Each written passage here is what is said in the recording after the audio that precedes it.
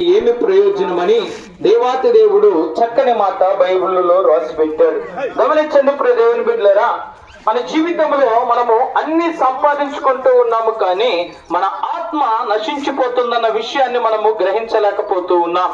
గమనించండి, దేవుని యొక్క వాక్యము చాలా నమ్మదగినది, దేవుని యొక్క వాక్యము పరిశుద్ధమైనది, దేవుని యొక్క వాక్యము మన జీవితాలను మార్చేది.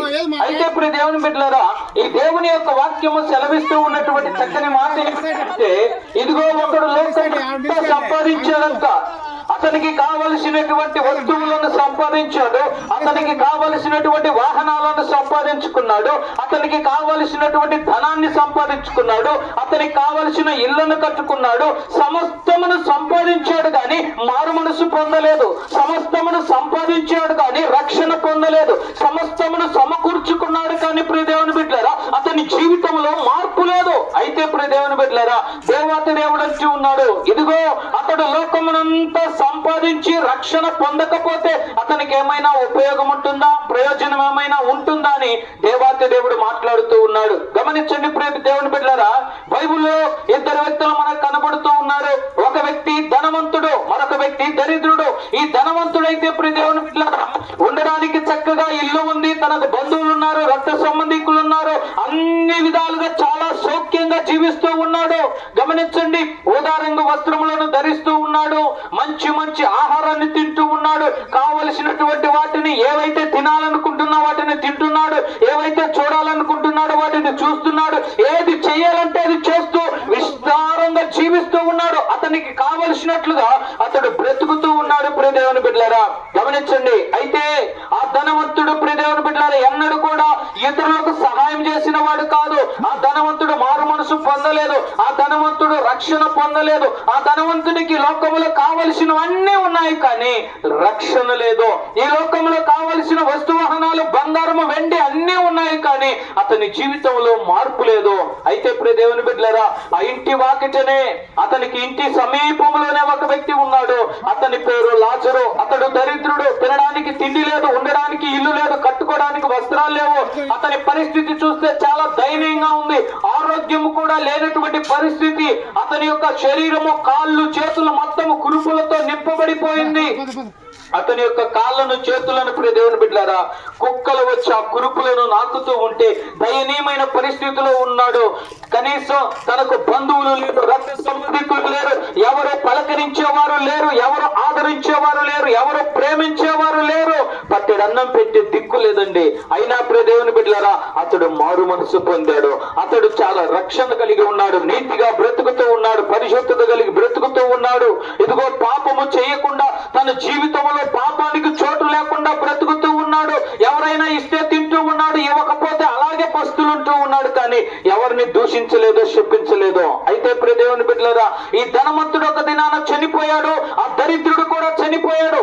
ఈ ధనవంతుడు చనిపోయినప్పుడు ప్రియ దేవుని బిడ్డలారా అతని యొక్క సమాధి కార్యక్రమానికి పెద్ద పెద్ద వారందరూ వచ్చారు. అతని యొక్క సమాధి కార్యక్రమానికి ఆ గ్రామంలో ఉన్న అధికారులందరూ వచ్చారు.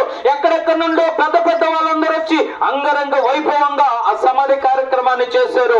ఆ గ్రామంలో ఉన్న వారందరూ చెబుతూ ఉన్నారు, ఇదిగో ఇతడు చాలా మంచివాడు, ఇతడు చాలా మంచివాడు అని చెప్పి అతని గురించి పొగిడారు. చాలా చక్కగా ఆ సమాధి కార్యక్రమాన్ని ముగించేశారు. ఈ దరిద్రుడు కూడా చలికి తట్టుకోలేక, వానకు తట్టుకోలేక, ఎండకు తట్టుకోలేక అతని యొక్క శరీరం క్షీణించి అనారోగ్యంతో ప్రియ దేవుని బిడ్డలారా అతడు కూడా చనిపోయాడండి. అతడు చనిపోయినప్పుడు దేవుని యొక్క దూతలు వచ్చి అతన్ని తీసుకుని వెళ్ళారు. హల్లెలూయా, దేవునికి మహిమ కలుగును గాక.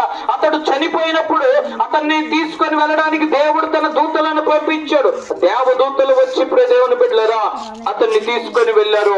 అబ్రహాము రొమ్మున ఆనుకొని నెమ్మదిని అనుభవిస్తూ ఉన్నాడు. అబ్రహాము రొమ్మున ఆనుకొని చాలా సమాధానముతో ఉన్నాడు.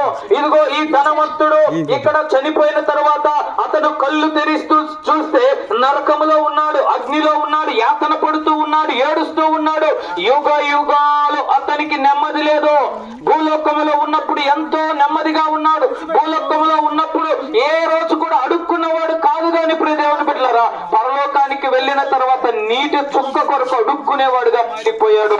ఈ దరిద్రుడు భూమి మీద ఉన్నంత కాలం అడుక్కుంటూ నీతోనే ఉన్నాడు, కానీ పరలోకానికి వెళ్ళిన తరువాత ఇచ్చేవాడుగా మారిపోయాడు. గమనించండి, అబ్రహాము రొమ్మున ఆనుకొని చాలా నెమ్మదిని పొందుతూ ఉన్నాడు, సంతోషంగా ఉన్నాడు. అయితే ఈ ధనవంతుడు యాతన పడుతూ ఉన్నాడు. గమనించండి ప్రియ దేవుని బిడ్డలారా, దేవాది దేవుడు అంటున్నాడు, ఒకడు లోకమునంతా సంపాదించాడు గాని అతడు మారు మనసు పొందలేదు. ఇదిగో ఈ ధనవంతుడు లోకమునంతా సంపాదించాడు, అయితే అతడు మారు మనసు లేదు, రక్షణ లేదు. అయితే ఈ పేదవాడు ఏమీ లేకపోయినా అతడు మారు మనసు పొందాడు, రక్షణ పొందాడు, తన పాపములన్నిటిని ఒప్పుకొని విడిచిపెట్టాడు. ప్రియ దేవుని బిడ్డలారా, అతడు పరదేశులో దేవునితో ఉండే భాగ్యాన్ని పొందుకున్నాడు. మన జీవితంలో మనము కూడా ఇదిగో తినడానికి తిండి ఉన్నా లేకపోయినా, కట్టుకోవడానికి వస్త్రాలు ఉన్నా లేకపోయినా, ఆరోగ్యం ఉన్నా లేకపోయినా, మనము రక్షణ పొందిన వారముగా ఉన్నట్లయితే నిశ్చయముగా దేవునితో మనం ఉంటాం, నిశ్చయముగా పరలోక రాజ్యములో మనం ఉంటాం. కనుక ప్రియ దేవుని బిడ్డలారా, నేడే రక్షణ దినము, ఇదే అనుకూల సమయం అని దేవుని యొక్క వాక్యము సెలవిస్తూ ఉంది. నేడు అనే రోజు ఉండగానే ఈ దినమే నీవు మారు మనసు పొందితే, ఈ దినమే నువ్వు మారు మనసు పొంది నీ పాపములను ఒప్పుకోగలిగితే, ఆయన నమ్మదగిన దేవుడు, నీతిమంతుడైన దేవుడు, పరిశుద్ధుడైన దేవుడు కనుక నీ నా పాపములను క్షమించి సమస్త దుర్నీతి నుండి ఆయన నిన్ను నన్ను కడిగి పవిత్రపరుస్తాడు. కాబట్టి ప్రియ దేవుని బిడ్డలారా, ఎక్కడ నుండి ఈ మాటలు వింటున్నా సరే, దూరాన సమీపాన ఎక్కడో ఆలోచనతో, ఎక్కడో మరి బాధలతో, వేదనతో సతమతమైపోతూ ఒకవేళ ఈ మాటలు వింటూ ఉన్నావేమో, దేవుడు నీతోనే మాట్లాడుతూ ఉన్నాడు. ఇదిగో నువ్వు లోకమునంతా సంపాదించాలని ఆశపడుతూ ఉన్నావేమో, నువ్వు మారు మనసు పొందకపోతే, నువ్వు రక్షణ పొందకపోతే ఎన్ని సంపాదించినా వ్యర్థమని దేవుని యొక్క వాక్యము సెలవిస్తూ ఉంది. కనుక మారు మనసు పొందండి, రక్షణ పొందండి. ఇట్టి కృప దేవుడు ప్రతి ఒక్కరికి దయచేయును గాక. ఆమేన్. ఈ కొద్ది